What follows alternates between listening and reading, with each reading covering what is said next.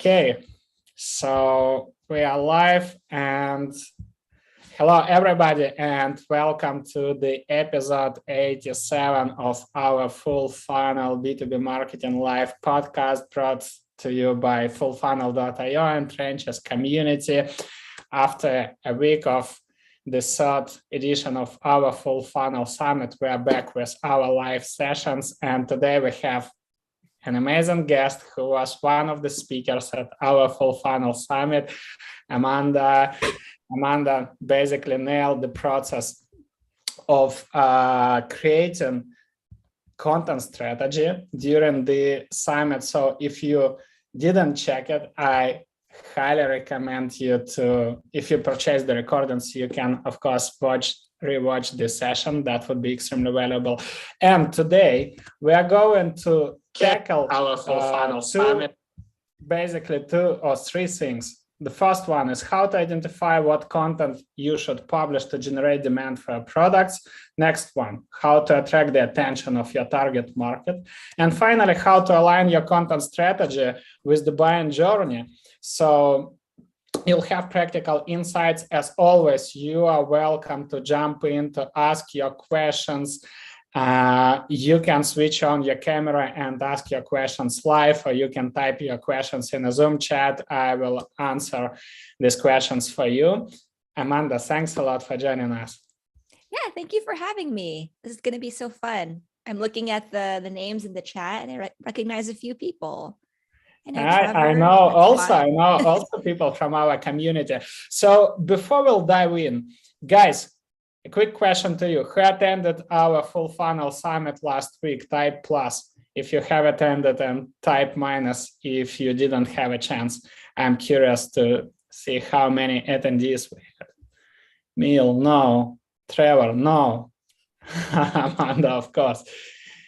Camila, plus. Thea, plus. Cool. Cornelia, no. Barbara, plus. Sacha, no. So 50-50. Lori, cool. And those who attended the summit, question to you, type 1 if you attended Amanda's session,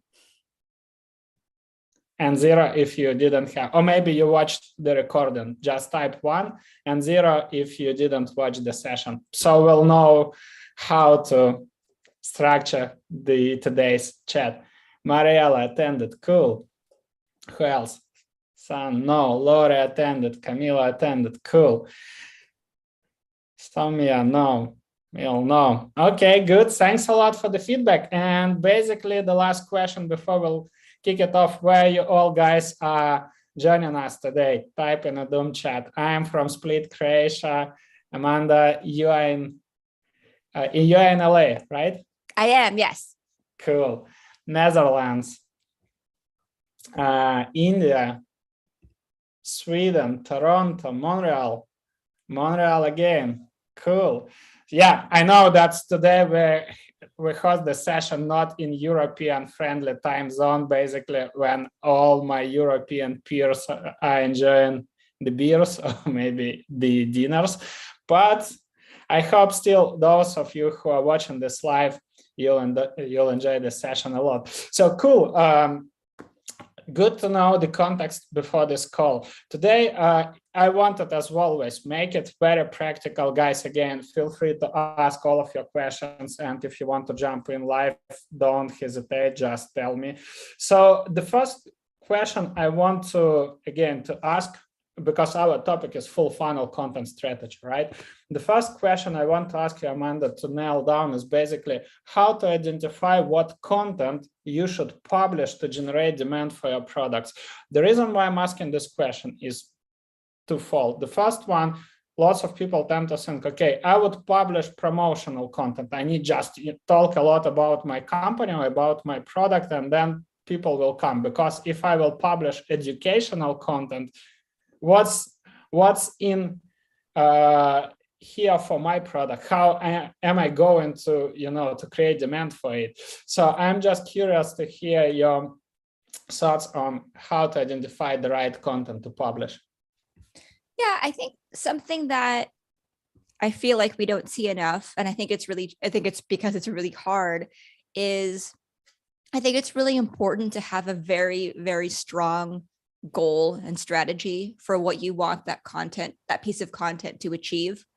I think people might think, okay, if we publish on the blog for a while, people will find us eventually, but that's not quite right, right? I think a little bit of that is right if you have an SEO driven strategy that's, driven by high volume keywords for which you are creating high quality content that answers that query, right? That's a specific strategy. But I think marketers need to get super clear about why they should create something and why people will engage with it and what they hope to achieve from it. So maybe we can just talk through a couple of different kinds of examples, because the way that I think about content is I feel like content fits all throughout that marketing funnel, right? You can use content to achieve the goals of awareness, consideration, conversion, and loyalty. And I think if you align your content with where you want to be in the funnel, it becomes a little bit easier to figure out what your strategy should be. So let's say you are creating a piece of content that you are hoping will grow your email list. So essentially, maybe you want to create a lead magnet, right? That I think that goes a little bit deeper than just awareness. Usually that's probably more in the consideration part of the funnel, where people are considering giving you their attention, or considering giving you their email address or their information. And I think when you're creating that kind of content, an email magnet or that sort of thing, you have to be very strategic about why would someone give you their email in exchange for this content? Like it needs to be really good, right? I think that's where it comes into play is you need to really understand your audience, or at the very least, if nothing else, have tremendous respect for your audience, right? If you respect what you think they need, or if you respect them and try to create content that aligns with what they need, it's going to be more sustainable or a little bit easier to create that type of content that aligns with what they need. And I would like to touch 2 points here, because I believe these are really 2 important points, right?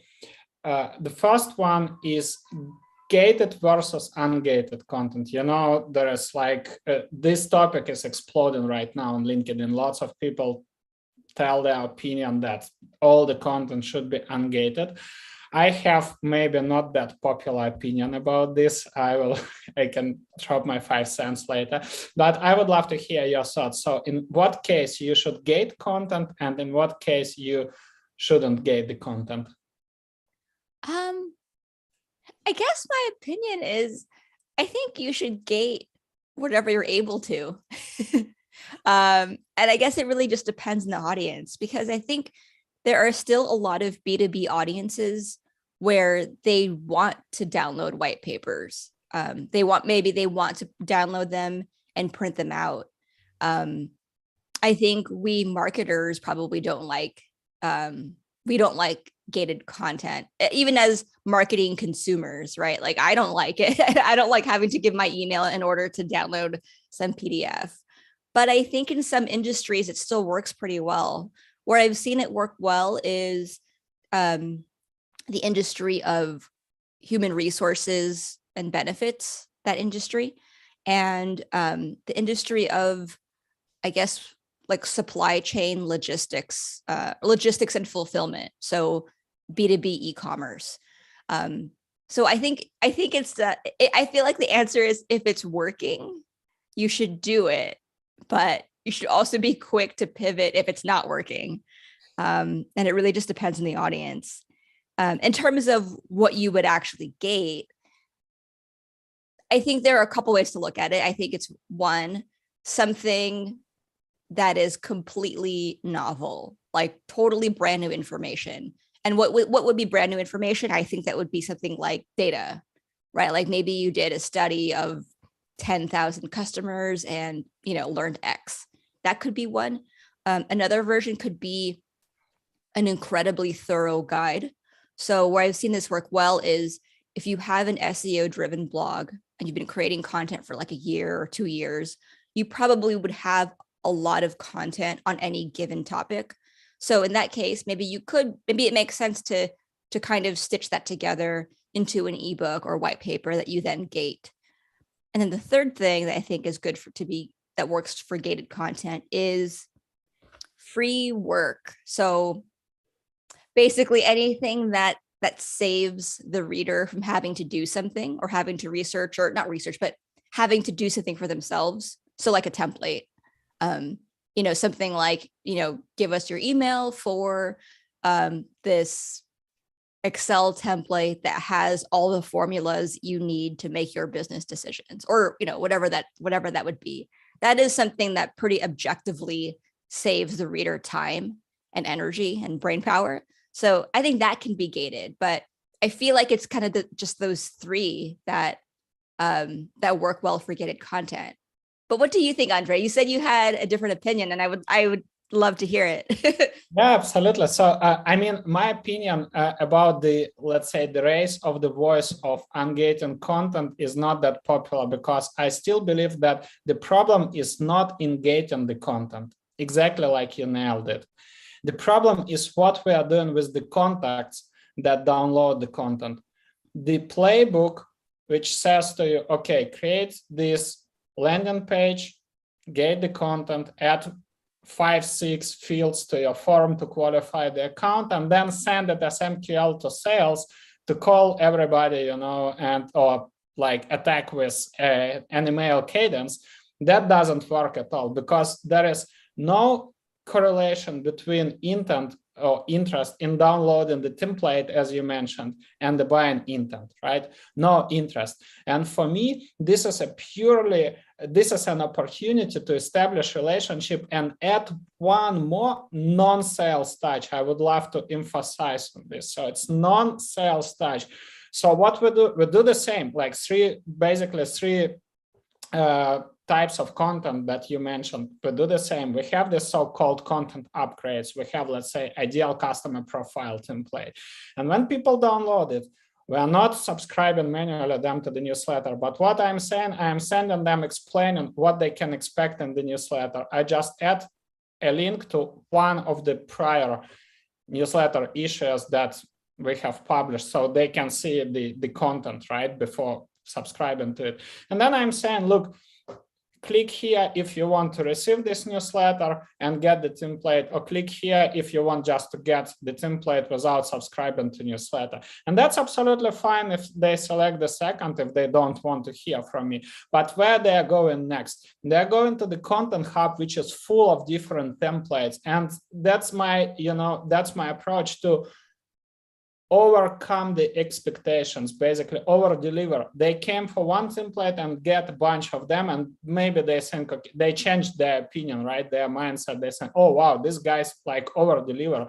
That's my idea, creating positive experience. The second one, we have on-demand self-paced email courses, because I can't explain, I recently got a funny inquiry. Can you explain the full ABM methodology in 1 hour? I thought, like, that's absolute. Well, I can give you a broad framework, but I can't teach you everything in 1 hour. That's simply not possible. So what I decided to do, I just decided to create a self-paced email course, and because it links to different assets where people can learn more, for example, about account qualification or different ABM warm-up tactics, etc. And how could I do it differently, right? So I just one email, one thought, one tactic.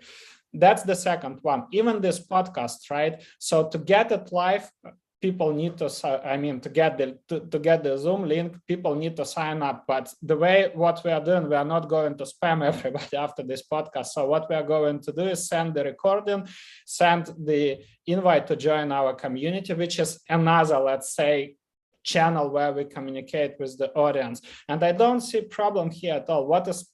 Where is the real problem is using that obsolete playbook by sending, these contacts to salespeople. So that was one part, and I completely agree. And also the research, that's 100% true. Erin Balsa actually last week at our Full Funnel Summit, she shared her approach, and these researchers as well, we are doing this with our clients, that works extremely well, especially in non-marketing and non-sales industries. So not MarTech, not sales tech, any conservative industry, it works amazingly. So the second question I would love to ask you, you mentioned that you need to consider the quality of the content that should be gated. So basically why somebody should leave his or her email to get this piece of content.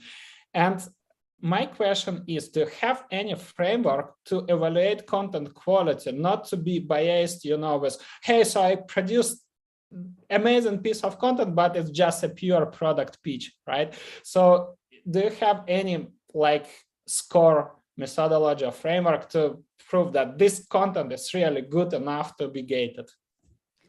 Well, I do, and I actually, maybe I need to reference it I have an old, anyway, sorry, I'm mumbling.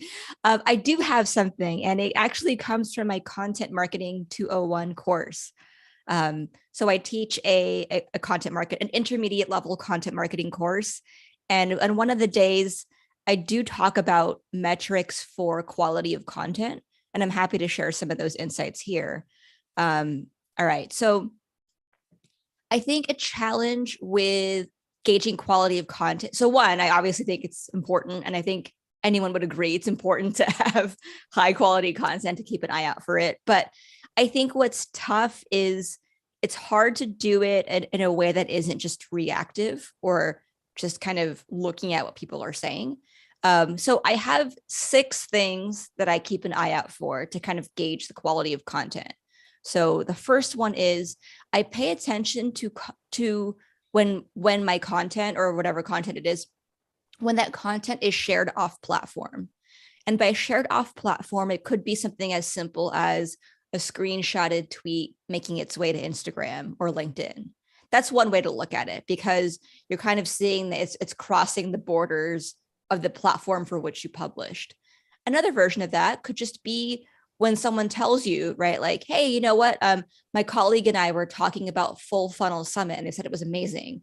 Like that, I think is very meaningful, because people went out of their way to talk about you in a platform or in a situation in which they didn't need to, right? So that I think that matters.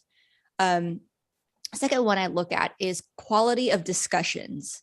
So quality of discussions, this probably applies best for events like Full Funnel, right? When you look at what people are saying in the chat, or looking at the types of questions people are asking. If you feel like the questions are high quality, just meaning like it shows someone's paying attention and they're engaging with the content, that is meaningful. And the third one I look at is copycats. So is anyone copying you? Are they copying your speaker roster? Are they riffing on an idea that you had originally talked about? Like those are things that matter. At when I ran B2B content marketing over at Fitbit many years ago, we had Amy Cuddy, the famous she was famous for, she's a Columbia professor, wrote the book Presence, had the second most viewed TED Talk of all time back then. We had her speak at one of our conferences. She was amazing. And then right after that, I think it was 2 other leading industry conferences also secured her. So that was sort of to us like, they copied us, we're doing something right. So those are 3. So shared off platform, quality of discussions, and copycats. The issue with those 3, though, is that they are dependent on somebody else's action, right? Like you can't control who's copying you. You can't control what people are saying about you and when they're saying it. So those are things I pay attention to, but it doesn't mean that those are the only metrics to look for. The 3 ones that are in, I have 3 other ones that are in your control. So the other 3 are 1, it meets 2 or more stakeholder goals. So stakeholders could be other people across marketing, could be your sales team, customer success team, 2 or more stakeholders. Because I think if you're creating a piece of content that can make 2 other people or 2 other business functions happy, you're probably onto something, right? So maybe a case study can help sales close a deal, but maybe that case study can also can also be talking points for press or for media. That's a solid content win for case studies. Second one I have is inspires new programs. So if you host an event that turns into a podcast like this one, I think that shows you're onto something, right? It shows that the idea has legs, that it might stand the test of time, and that there is more to be done with that piece of content.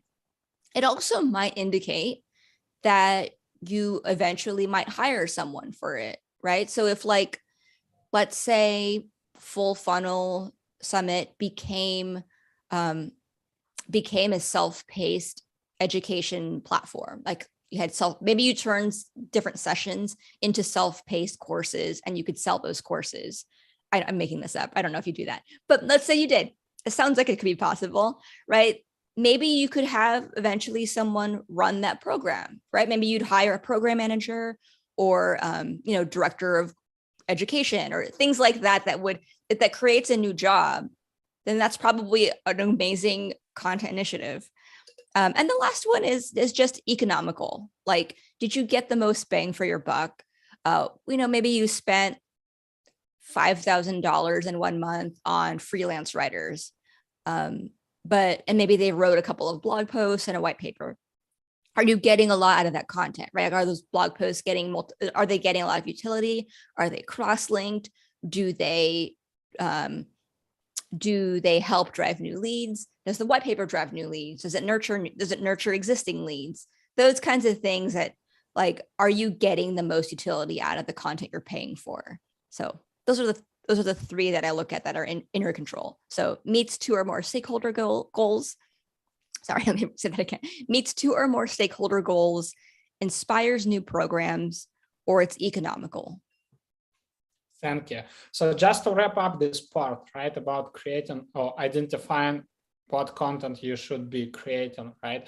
So first of all, it should be aligned with your go-to-market strategy and your company's goals, what you want to achieve, and play with this. Next one is customer insights. So basically, you need to understand in what questions your audience is searching for, right? What answers they want to get, right? What kind of education they are looking for. And that should be like a cornerstone part of your content. Next one is understanding where they are in their buying process, and this helps you to understand which pieces of content to publish, right? And then apply, if you are going to gate the content, right? So applying these 6 metrics, like 3 that are in your control and 3 that are out of your control, correct? Yeah, that's exactly it. Okay, that was really good. So let's cover the second part, and the second part is how to attract the attention of your target market to your content. You produce it. Again, let's pretend that we are operating in non-marketing, in non-sales space. So we're not selling to marketers, we are not selling to salespeople who are not active on LinkedIn or on Twitter, right? Let's think about some conservative industries, right? Finance, I don't know, engineers, real estate, maybe manufacturing, whatever, right? So the question is how to get the attention. You produce the content. Many B2B companies, what they are doing, really, right? They just publish it on their social media companies' pages. Hey, we produced this new brilliant article, just go and check it, right? Maybe occasionally marketer will share a link on his or her profile saying the same, hey, I just published a new awesome blog post, go and read it. And maybe some more advanced companies, they launch ads, right, and promote this content. The results, well, they might be really questionable. So what's your approach? How would you recommend to attract the attention of your target market to your content? To attract the attention of my target market, I guess, I would look at where do most of them frequent already. So that's where, SparkToro can be really helpful. In SparkToro, you can run searches related to your audience, like anything from the way your audience might self-describe. So you can do a search for my audience, uses the words in their profile, B2B marketing or B2B marketer. You could do something like that. You could also search based on which websites people are frequenting. So if you know that your target audience is often at indiehackers.com, for instance, you could do a search for that and then learn that audience's other sources of influence. So you would see the other social accounts they follow, websites they frequent, podcasts they listen to. So you'd get that overall picture of what your audience is already doing and what's already influencing them.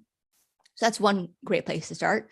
In my case of marketing to other marketers, especially marketers who are maybe on scrappy teams or founders of early stage startups, a lot of them are on Twitter.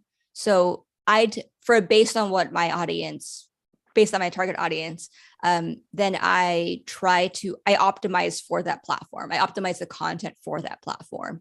So for Twitter, for instance, I then focus on creating content that is most likely to have high engagement.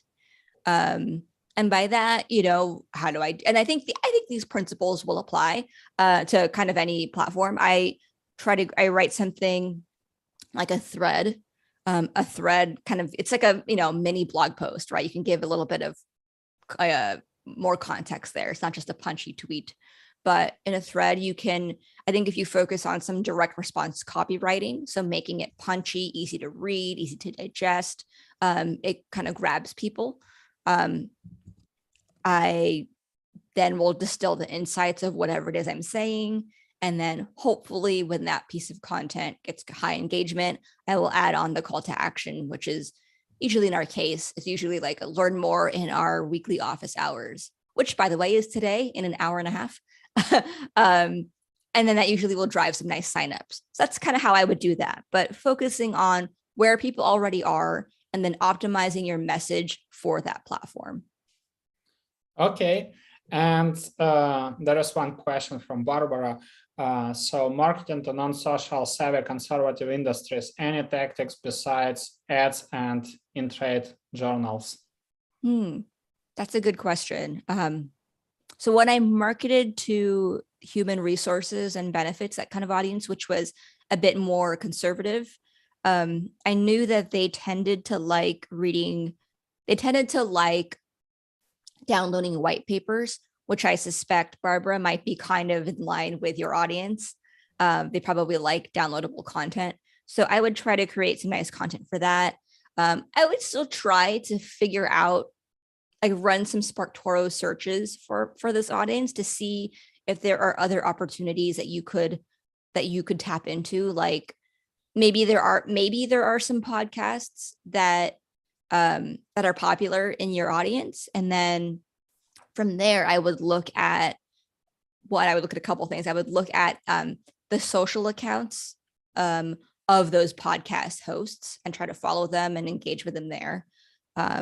I would listen to the podcast itself and, think about ways I could pitch myself or my executives on joining as a guest, if that's a fit for them. Or I would consider, maybe doing some sponsorships on those podcasts if they're taking sponsorships. I think if you can find a kind of not niche, well, I mean, yeah, niche, but I think if you can find an emerging channel like a podcast or a newsletter and you reach out for a sponsorship, it's a lot easier to secure a pretty economical rate relative to just buying an ad in a trade journal. Like it probably would cost a lot less. So I would look at stuff like that. Trying to think of what else. Marketing. I actually had a good experience with partnering with niche associations. Basically, usually they have, especially in these conservative markets, right? They have these associations, and basically they have the emails of every member, right? And usually big companies, big names are the members of this association. So when you partner with them on this market research, which is like fantastic opportunity to get attention of target accounts, right? And produce unique insights. Next one, you can do the sponsorship. So you can pay them to basically promote the webinar for you and bring the audience, right? Or co-host, could be live events if it's a local. As well as you mentioned, if they have newsletter or whatever, that's a fantastic opportunity. And basically you can start promoting your content and getting that traffic and asking them to send you the contacts of people that checked that clicked basically the link and checked your content. And then one by one, you can just reach out, ask their opinion, and basically proceed with the conversations with this. That's more account-based marketing approach, right? So more individual. But let's say if you are prospecting a bigger market with bigger audience, potentially you can these events and sponsorships. That's a really fantastic opportunity. One question I wanted to ask you, how do you define, or basically, what's your content distribution process? How do you distribute content to make sure that you consistently create awareness on your target market? I guess I look at it as I try to create weekly, or maybe not even weekly. Let's be honest, maybe twice a month, every other weekly, maybe, sort of capstone pieces, I call them, or cornerstone pieces of content that is basically meaty enough to be able to talk about in a myriad of ways across multiple platforms. So it might even just be that that capstone piece is a blog post, and that works for us at SparkToro. That's just what we do, and that works for us. So for someone else, it might be a white paper or an ebook.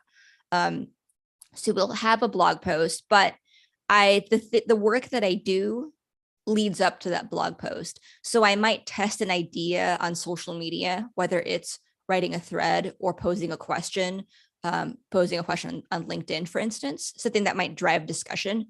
And then I kind of take into account that feedback. And by feedback, I mean, it's not, hey guys, what do you think of this idea? It's feedback in the sense of how are people reacting to it in general? What are the things that they're saying? Is it sparking any kind of discussion? So I pay attention to those things. And then for opportunities like this one, like this live podcast, to me, this is a live opportunity to test ideas, explain something new. Like, for instance, when we talked a little bit a few minutes ago about content quality metrics, that was my first time putting this out there in a public forum like this. So maybe I'll think about, all right, do I feel like that landed well? Do I think Andre liked that? Let's have the question. Let's just do a quick test, guys. How did you like the 6 metrics? Was it useful? Was it valuable? Just share with us. Type plus emoji if you prefer emojis, right? Heart, fire, thumbs, whatever. If you like the 6 metrics, or so nice. type minus. Thank you, Mariella, Betsy, Carlos, Barbara, let's help Trevor, Amanda to validate. Alex. Super nice. Thank you. I really appreciate this. I really do. So this is an example. That's really cool. That's the community's feedback, right? And that's why I love our community, because we provide each other the feedback. We can share, the experiences, and we can validate the ideas. Because let's say if everybody told, well, I don't get these metrics, then potentially, let's say we need to think how to rephrase them or explain in a better way, right? Or maybe present them differently. So, or maybe think about different metrics, right? So that's a fantastic way to validate the ideas. Yeah. And then these are opportunity. And the funny thing is, so I have these thoughts jumbled in my head about like feedback opportunities versus source of truth. And the feedback opportunity, I think that there's like a sort of paradox where the feedback opportunity is discussing the idea live, like this one. And I feel like we marketers, I don't know, creators, whoever it is, people who are speaking on a thing, tend to think, oh, I need to have my talking points final for this podcast or for this presentation. It needs to be refined so that I can say it and it's great. I mean, I agree, like, say some pretty well-formed thoughts when you're speaking publicly, but use it as an opportunity to gauge the feedback, right? Like if somebody said, oh, I actually have a 7 metric idea, you should talk about this thing.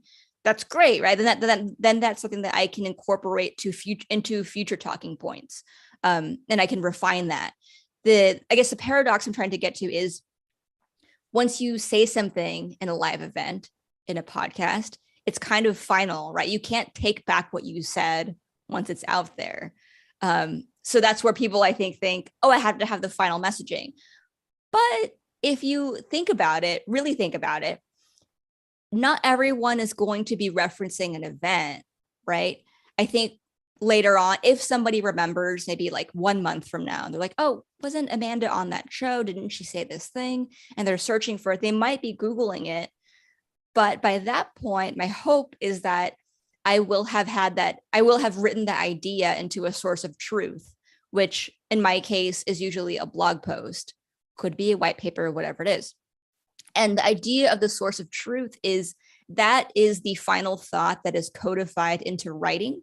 And it's the thing that people will be searching for. And the funny thing about this source of truth is that it is editable. So I can change the blog post, right? Once I publish it. I mean, I'm not going to be changing it often, but it's something you can update every couple months if something gets outdated. But then if someone's searching for this, maybe in a few months, like what are some content quality metrics? Amanda talked about it. Maybe they'll find a blog post and maybe they'll see, oh, okay, here's what they are. And then maybe, and then I can reference this podcast and say, oh, I first talked about this, on Andre's full funnel show. Like you can listen to that here, but then here are all the findings, or here's my advice in written format.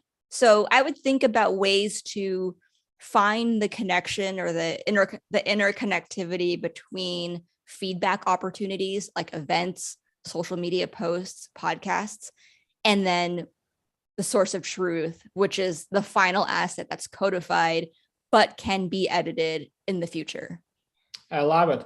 But basically, what we just shared and what you just told, it requires to have an audience, right? Because you need to get the feedback from somebody.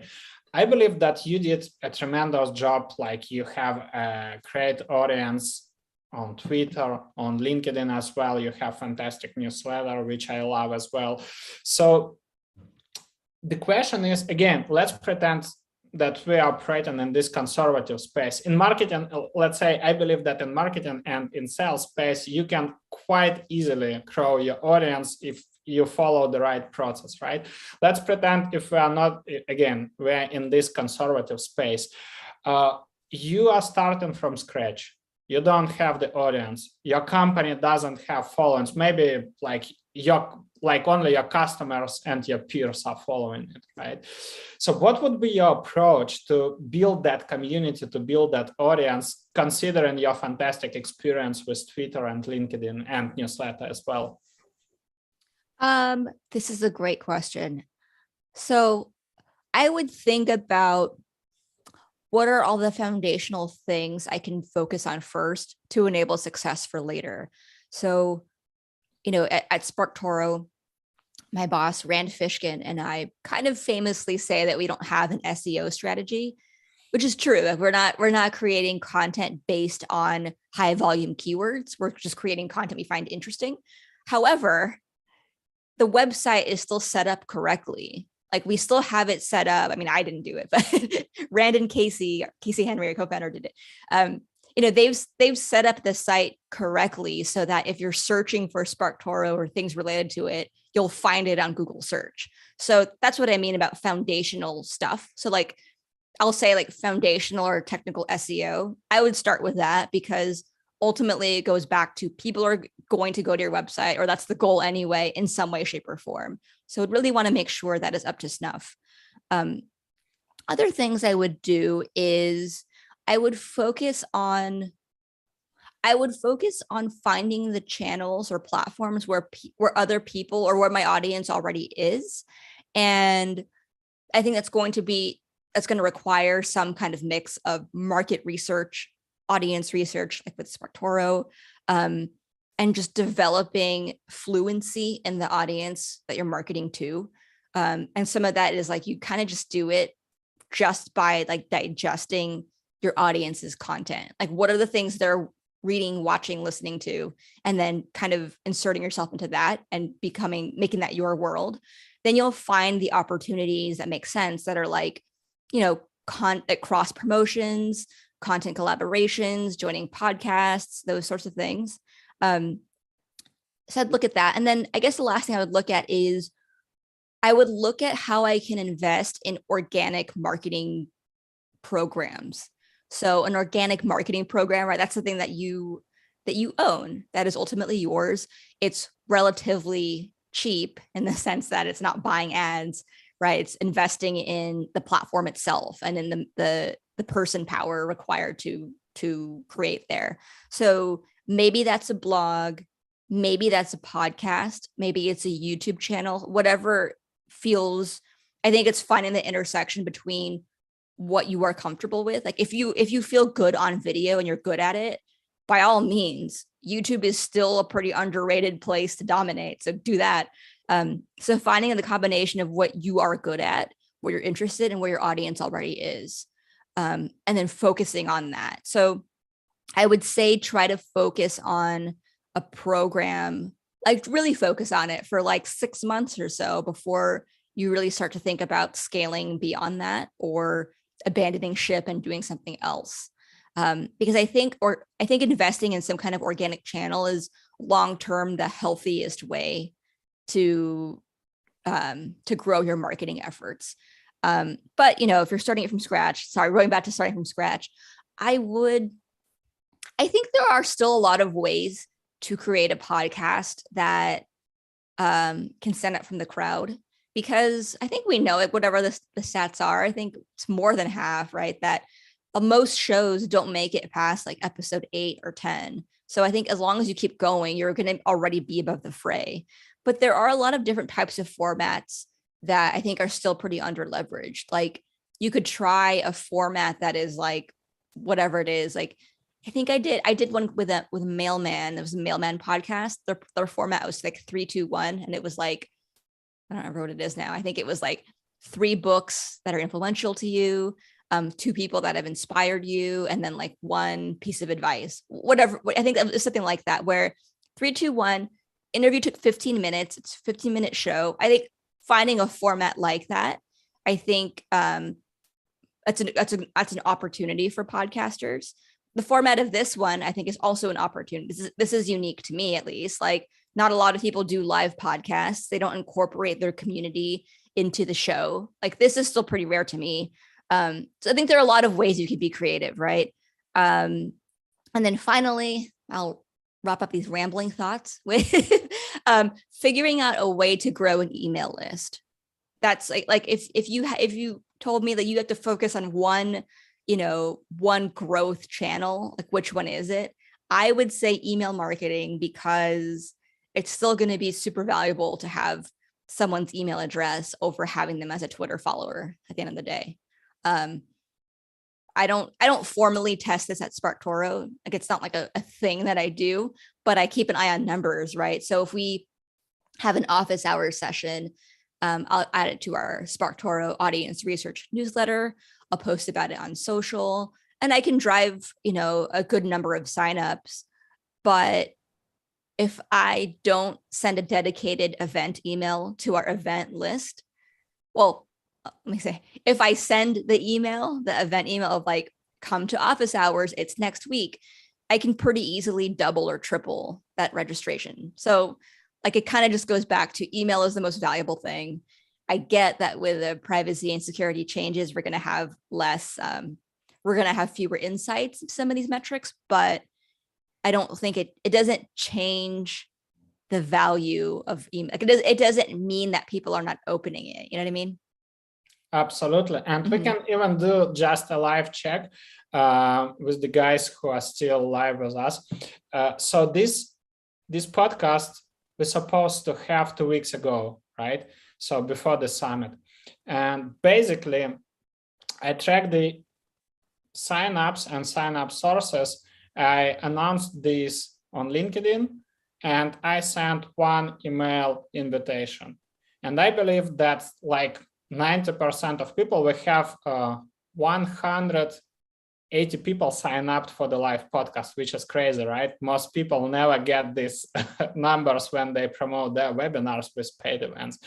So we have 180 signups, and more than 90% came from email. And we can quickly check it with guys. Guys, let me know if you sign up for this live podcast, get on my email invitation. Type 1 if you sign up via email, or type 0 if you sign up differently via LinkedIn or whatever.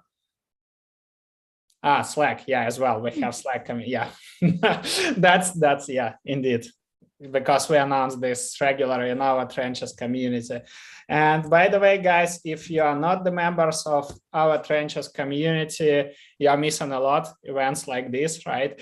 So I dropped the link. You can join it. So that was brilliant. Thank you so much for joining us. Again, that was a fun conversation, insightful, with lots of details. I believe we tackled different tough points. So I loved it a lot. And I would love to ask you guys, did you learn something new? How was the session for you? Just share with us your feedback. Yeah. And if you have any questions, feel free to send me an email at amanda@sparktoro.com. Love to hear from you if you have any ideas, questions. Yeah. Cool. Thank you so much, Amanda. And by the way, guys, we also have Ron Fishkin on this podcast. We did a live masterpiece on PR and getting you featured in the top media. So I will include the recording as well. I will send you the link to this podcast episode recording and to that one, so you can listen on Spotify, on YouTube, whatever you prefer, right? And thank you so much for the feedback, for the questions. And Amanda, again, thanks for being an awesome marketer that is willing to share wisdom and experience. Thank you, Andre. This was so much fun. And thank you everyone for joining. See you guys next Thursday. Cheers.